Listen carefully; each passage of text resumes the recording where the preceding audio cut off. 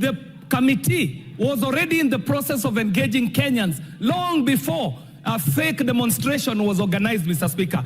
And the lie persists, Mr. Speaker, because even some of the photos that we were seeing out of the streets, I can tell you as a graphic editor that they do not belong to this country. Photos were being taken off the internet and being edited and posed as Generation Z. I am a photo expert, Mr. Speaker, and I can point out to you photos that were edited to look like they were in the streets of Nairobi, but they were not. But that was not the point, Mr. Speaker. That was not the point. What the fuck happened to this guy, seriously? Ni nini ilifanyikianga huyu jamaa? Because mi wanashangaa sana how he came to be this way. During the days Moi, they were in the right side. He was fighting for, through comedy, but they were still putting up some resistance. But saizi huyu jamaa, let me just ask, as a man, hauna shame? Shame. Shame. Shame. Shame. As a man, hauna shame kubehave hivi.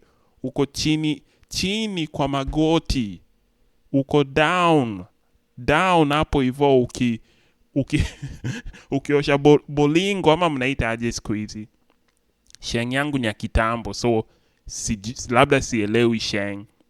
Bolingo ya prezo, uko hapo down kabisa. Ele tusikie what was the point.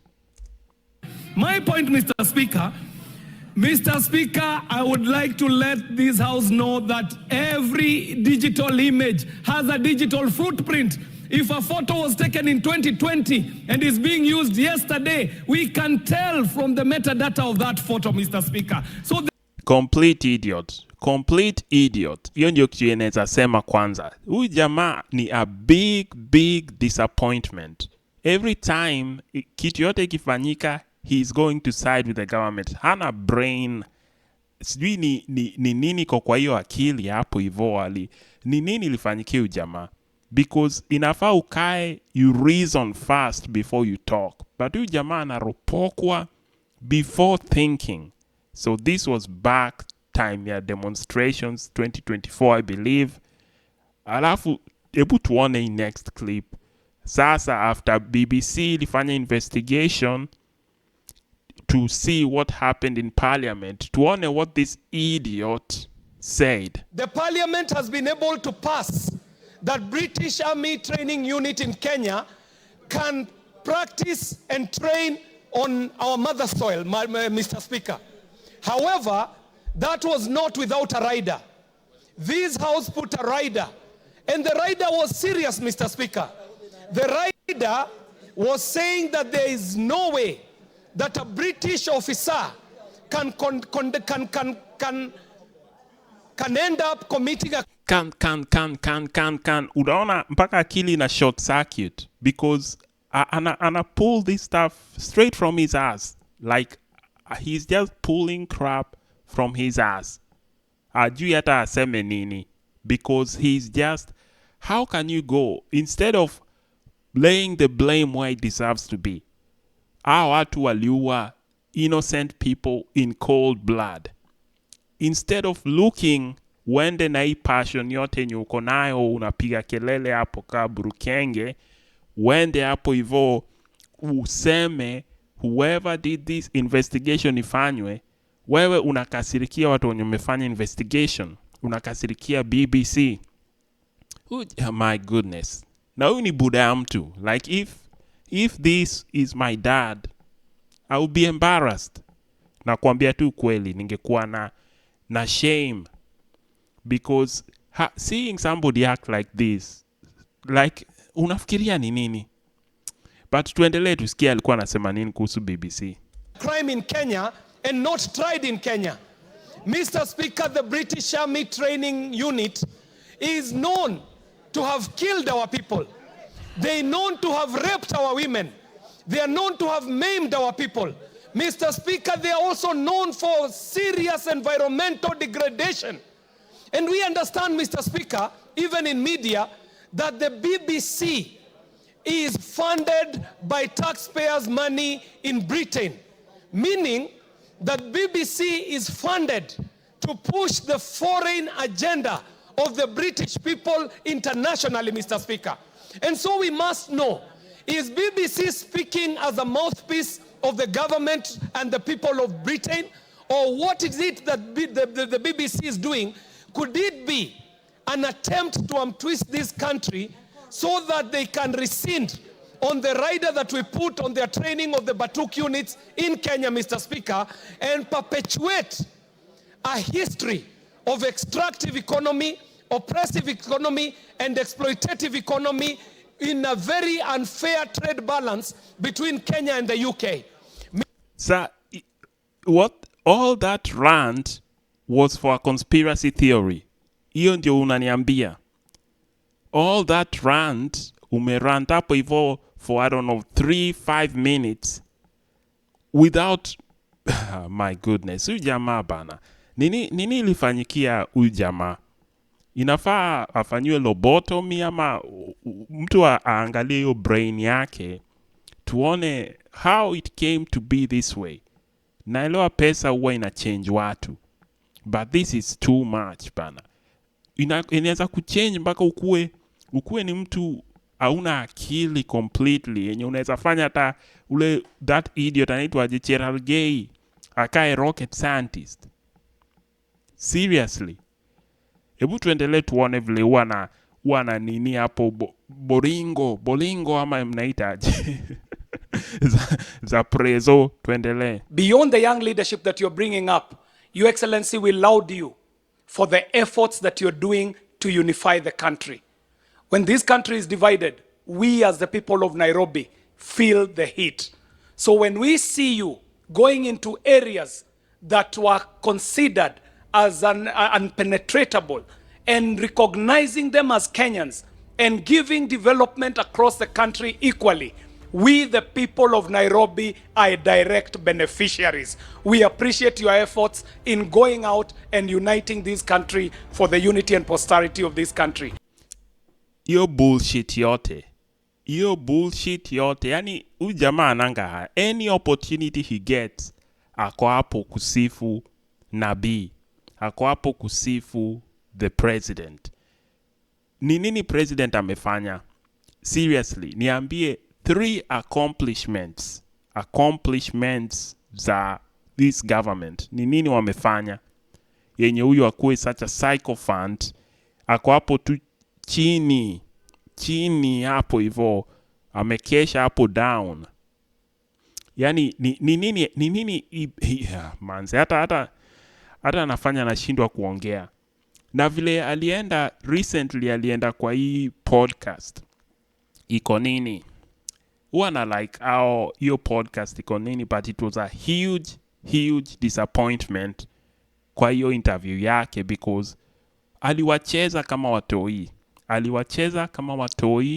Instead of answering questions, aliwaeka na history lesson hapo.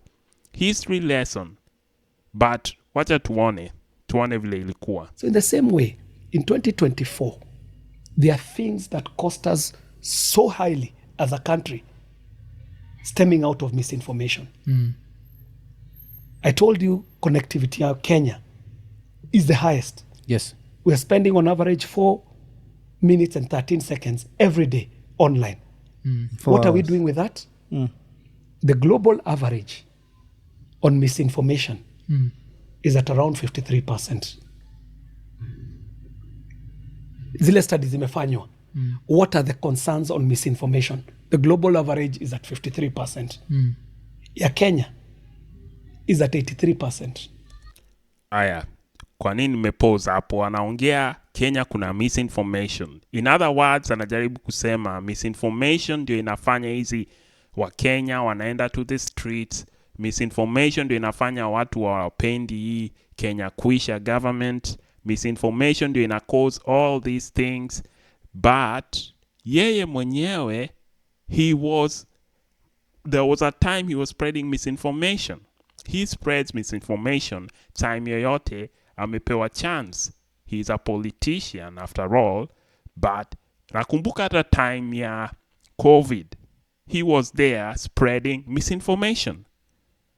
Wacha tukumbuke na hiyo clip ya COVID, Tunarudi hapa interview, just 2 more minutes. Immoral and unethical. That's Health Cabinet Secretary Mutahi Kagwe's assessment and condemnation of a long Twitter post by Dagoretti South Member of Parliament alleging the government's untruthfulness in the number of coronavirus cases in the country. The Member of Parliament was earlier today summoned by the DCI to provide more information on his claims, including an allegation that there are more than 7,000 people on forced quarantine, contrary to the government's figure of 2,500. Here's NTV's Ken Mijungu with the details. This long thread posted on Twitter containing information on the coronavirus, which now the government flags as misinformation, is what has landed Dagoretti South Member of Parliament John Kiarie at the police station in Kabete in answer to summons by the Directorate of Criminal Investigations. Sheria haijui mkubwa ama mdogo. Ukiwa umevunja sheria, utashtakiwa.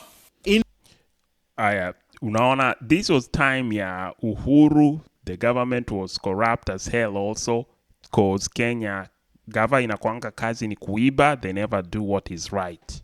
But hiyo ni another video for another day. I will cover all that. I will cover Uhuru, I will cover Matiangi and all those people, the usual suspects. I will cover them.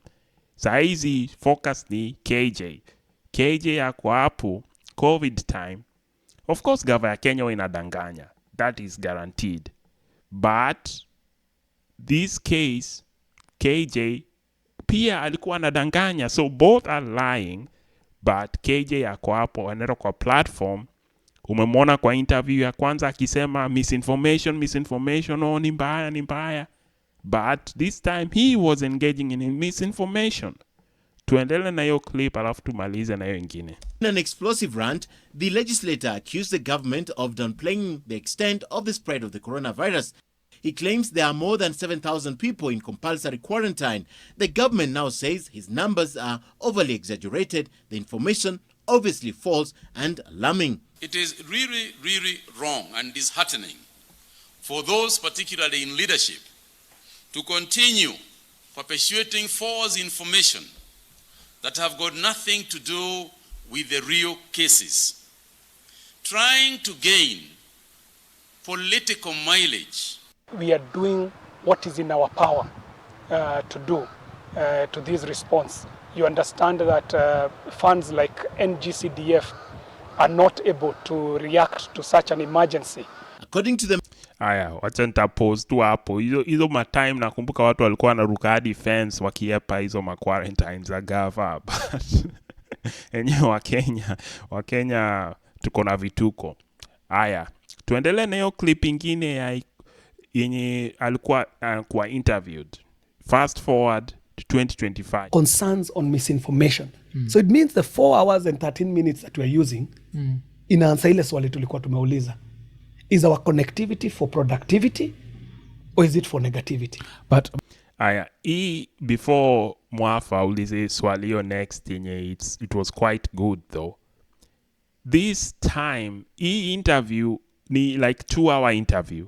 But huyu jamani kama alikuwa amewasoma kabisa, alikuwa amesoma hii crew ya Ikonini yenye alikuwa anataka tu awacheze. He spent the time akisema history. Akaanza kuambia sijui French Revolution, sijui Marie Antoinette, sijui nani alikatwa kichwa, nini. Some nonsense yenye haihusiani na yeye kuwa a complete sellout. But hawa watu wako wana realize, kina Mwafa wako wana realize. Juu every time alikuwa na wasifu, manze tuko hapa between royalty, sijui nini, tulipigania uhuru, tulipigania like all this stuff. Alikuwa anasema. Yani alikuwa anawacheza ile anawacompliment, anawakumbusha history ya Kenya, history this. It was a history class when it was not supposed to be a history class. He was supposed to come and answer the questions that all Kenyans have. How the fuck did he get to become this idiotic? Hizo ndio questions ilikuwa inafaa answer, but alikuwa anawacheza tu bado, anawacheza. Ndio maana I decided in the end, this guy is not an idiot. He is just an opportunistic bimbo, vile Miguna anaweza sema. He's an opportunistic bimbo guy who will do anything for power and money. That is including defending the indefensible. And I defend whatever this government will do without blinking an eye because of money. That's it. Si mjinga at all. He does all this for money. Yeah, ni kama that idiot Ichungwa. He will do anything for money. But tuendelee just one more minute, alafu tumalize hii video. But the counter argument to that would be this. June 18th, 2024. June 18th, 2024. There's a protest, a very peaceful protest, yes? And then on the next day, 19th, when mwenye ulikuwa kwa parliament, and you dismissed it. And I remember, wase kama mimi, watu tumekujua, like tumejua KJ, uni KJ. Unacheki. Paka, hii ndio swali, tukaona uko pale, like, these demonstrations were fake, you are an editor. Tuko like, umsetu najua ni editor. This was, Photoshop. Tuko like, uni KJ moja, anaongea hivi. And I think the fact that people can relate with you, the fact that people know this is KJ, ile kitu tunafikiria ni yasi wakiendaga parliament wagawanamua tu watakuwa tu dismissive, watakuwa arrogant na watatuchukua sini mafala au ndio wanajua, because people were on the streets. So ukisema that demonstrations were fake, ulikuwa unamaanisha nini? What you need to do ukiwa kwa public, yeah, KJ ana need kuweza kusoma room. And that was one of those situations where I can own up. Sikuwa nimesoma room. My statement na iko on Hansard. Yeah. If you would remember, nilikuwa naongea story ya zile tools zinatumiwa kwa agitation. Yes. And why I was called out was when I said, which later was admitted, when I said that some of the images that are being beamed out of the protests have been generated using AI. It's on record. The problem is, was that the time to be talking about that stuff? When I realized I'm offbeat and off step, Yes. you own up. And one thing I did is immediately, I actually wrote a handwritten letter and said, this one, nime misstep. Yeah. Because I cannot come starting to talk about context. Because if you talk about the context, nobody has time for context nowadays. Yeah. Decisions are being made on a screenshot. Some meskia. He's trying to say Apple, he did not read the room, he did not do this. He knew exactly what he was doing. Hizo handwritten letters anaandika na hizo vile unaona kwa movies wanaeka kwa feathers, wanaingiza kwa ink hivi, alafu wanapatia ndushi fly, ipelekee mtu letter. Hizo apelekee, I don't know, whoever he wants to, bibi yake or whoever. But this guy is a complete sellout. He's a complete disappointment. He's a complete embarrassment. He should be ashamed. By the way, shout out to Ikonini. Wanafanya kazi mzuri. I think it's gonna be one of the biggest podcasts in Kenya, if it's not already. So, please go watch the full interview. Kama uja watch, like Ikonini. They are great guys. They are great. They're doing great work. So, kama umependa hii video yangu, pia please like hii channel, ni mpya, we want to grow it. And then tutaonana next time bana. Piga like hapo, subscribe.